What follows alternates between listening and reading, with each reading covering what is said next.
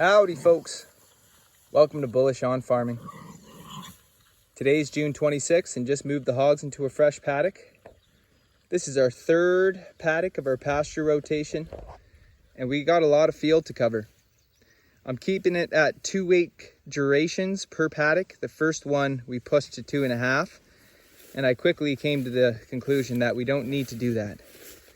I think I was used to my previous setup, which had a bit tighter of paddocks. We were running a different number of hogs too, so it's all really trial and error at the beginning.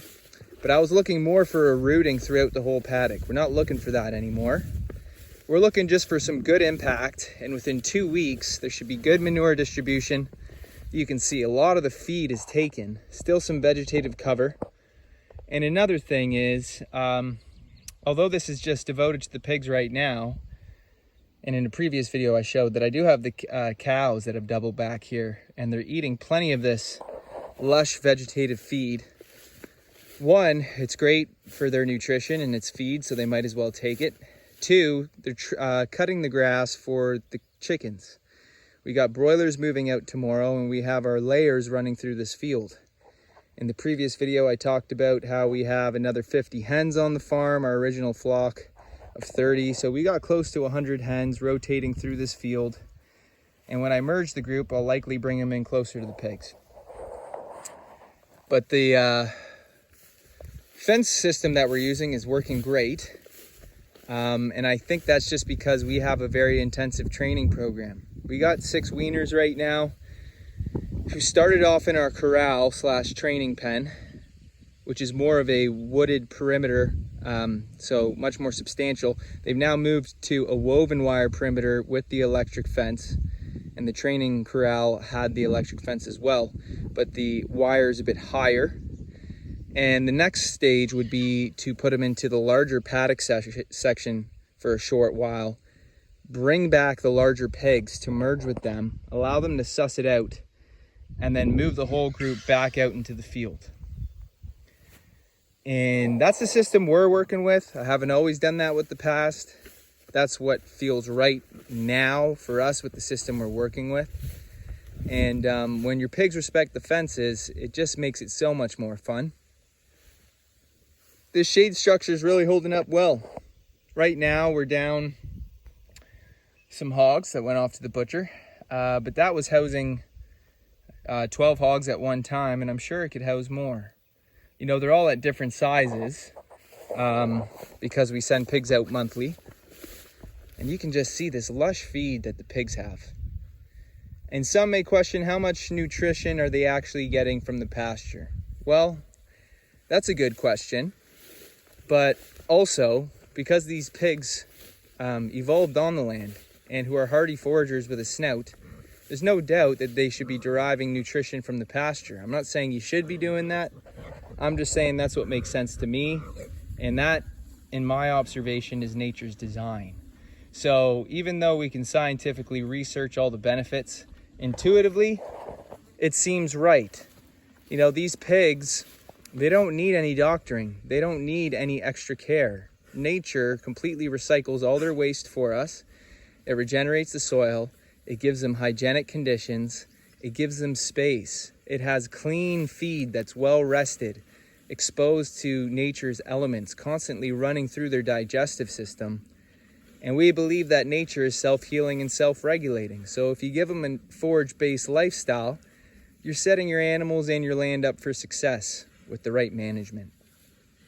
Now, to move our animals, the pigs are getting more used to the rotational program with the electric fence. Before, we would just have gates, which were skids, that the pigs could rub up against, and once I lifted that skid, they knew that there was no psychological barrier with the electric fence. I noticed on our first move that the pigs were quite hesitant to come through, and although they came through with time, I now make sure that I have grain ready in a bucket, and when I open that fence, I promptly lay out feed and start to create a rewarding routine to move the pigs promptly into the next paddock and give them exactly what they're after on their first step into it. And if you have that positive experience time after time, you'll be surprised how obedient your pigs will become. Now, introducing new pigs, they're not always going to act like your more experienced hogs in your program, but there is a benefit to new pigs merging with experienced hogs because they observe their behavior and they're more likely to stay with the group and learn quicker with experienced hogs than just learning on their own. So let's talk a little bit about the impact that we're getting on our paddocks. Up in this area, a bit thicker than last time, but we did keep the pigs in a bit longer in our first paddock, about 4 days longer. And we're happy with this. You know, this is perfect impact so that when things grow out, there's still a lot of root structure intact. We do have rooting in areas that I have overseeded with our foraging mix of peas, oats, and sunflower. And I even, you know, broadcast in the areas that aren't rooted. And we're just looking to add more energetic feed to our pastures. So just moving out of here right now, a lot of impact down near the bottom, which is what happened last time. And we'll go take a look at what that has done in the past 2 weeks. But you can even see this was 2 weeks ago. Okay, it's already freshened up and beginning to bounce back. And the areas that are rooted, they're starting to grow back. Some weeds in there, some grasses. So it's going good. We can take a look at the area over here.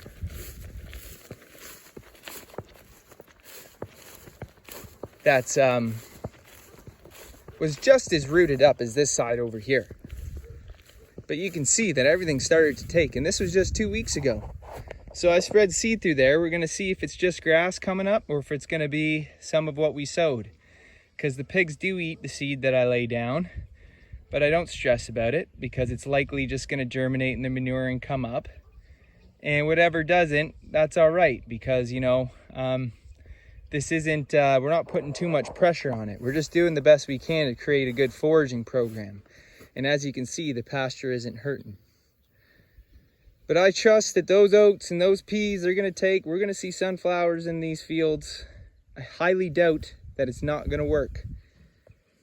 So we're gonna see how things play out, but rain has been keeping up. And because of that, I have a lot of confidence heading into July, both with our rotational program with our cattle, well, mostly with our cattle. Not that I'm worried on grazing acres, but it's always a good feeling when you have solid rain through June. Now, this is our permanent fenced area for the pigs where we house them in the winter. We were a bit late getting them out because we moved on the farm late last year. So we were on March 17th.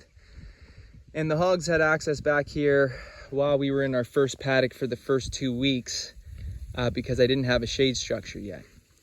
So this has been resting for about 2 weeks as well. And you can see what's happened. Good rain, good weather, good sun, good heat. Plenty of manure in here. And yeah, we got a bit of wallows. But this being the permanent area where we like to have more control over our pigs, the corral being over there, and the weaner pen over there. And we have 2 gilts that are just fenced off with a wire over there, waiting to be bred, waiting for the boar. We got a good system going. I have thought about adding another penned area, perhaps out here, to maintain the space in here, because this is really where the pigs will be spending their time on pasture in the winter. But we haven't quite gotten there yet. Still got to get the broilers out to pasture, get our layers rolling. Well, merge the flocks, I mean. And, you know, I've been in the middle of building those chicken tractors. So once all the construction projects are out of the way, and it's just moving animals and maintaining, then additional infrastructural builds will be on the list. But as you can see, I mean, the grass is over our pig's back. Now that's got to be a great feeling. It is a great feeling. You know, some pigs just spend their whole time in the same pen and they're sitting in mud and poop. I'm not telling you how you should raise your animals, but this is what you could be doing if you were interested in raising pastured pork.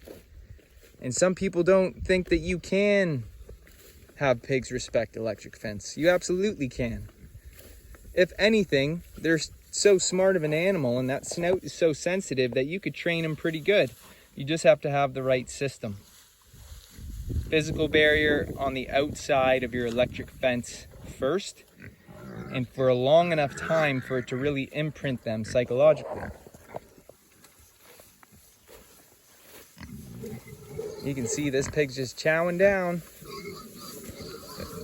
So anyways, folks, that's it on this one. I'd like to say thanks for stopping by and God bless you all. See you on the next one.